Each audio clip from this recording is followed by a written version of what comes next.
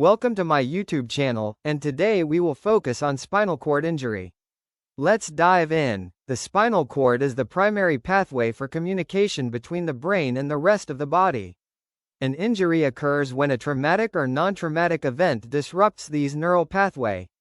These disruptions stops the message that is nerve impulses from traveling past the site of injury, leading to loss of function.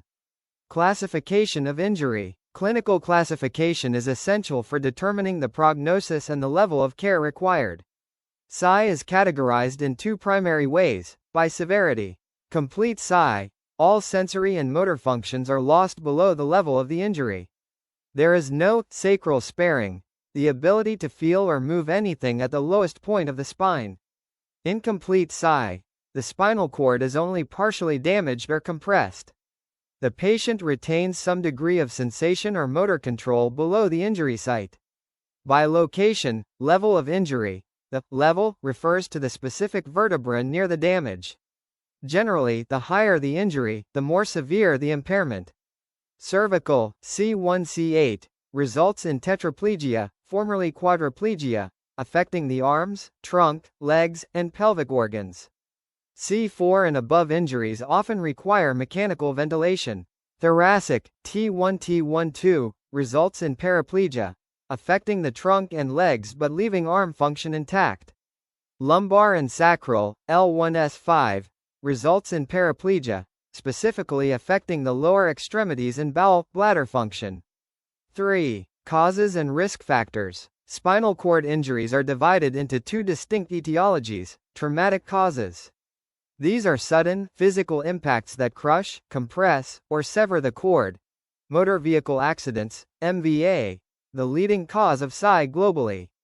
Falls, the primary cause for individuals over age 65. Violence, including gunshot wounds or stabbings.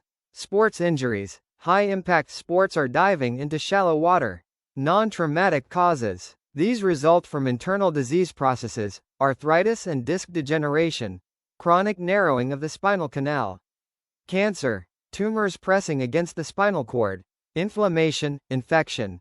Conditions like transverse myelitis or spinal abscesses. Risk factors. Statistically, PSI is most common in males between the ages of 16 and 30 due to high-risk behavior, and in older adults due to fall risks associated with osteoporosis. 4. Symptoms. The symptoms of PSI are immediate and profound, though secondary symptoms can develop over hours as swelling increases. Motor loss, inability to move limbs or maintain posture. Sensory loss, numbness or loss of the ability to feel heat, cold, and touch. Reflex changes, spasticity, exaggerated reflexes, or flaccid paralysis. Autonomic dysfunction, difficulty breathing, loss of bowel and bladder control, and changes in sexual function. 5. Management and treatment. Management is divided into the acute, emergency, phase and the long-term rehabilitative phase. Acute phase. The immediate priority is stabilization. Immobilization. Using neck collars and backboards to prevent further damage during transport, log rolling the patient as one unit. Respiratory support. Maintaining the airway, especially in cervical injuries. Medication. High-dose steroids may be used to reduce inflammation around the cord, though this is debated in modern trauma protocols.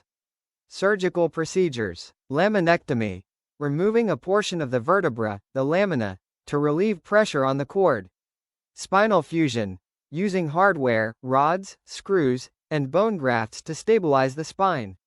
Ongoing care and rehabilitation. Rehabilitation involves physical therapy, PT, for mobility, occupational therapy, OT, for activities of daily living, and psychological support to help patients adapt to their new lifestyle. 6. Major complications. Because the spinal cord controls the autonomic functions of the body, injuries can lead to life-threatening complications.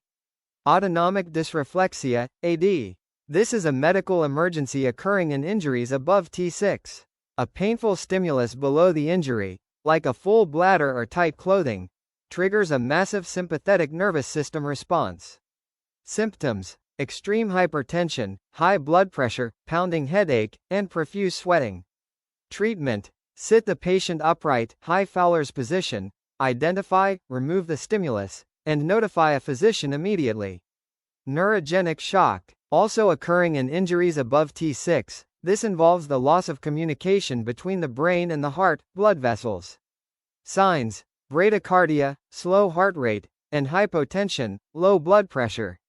Management: IV fluids and vasopressors to maintain blood pressure.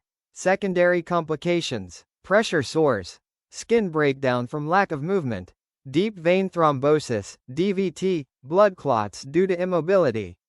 Respiratory infections, pneumonia due to weakened cough reflexes.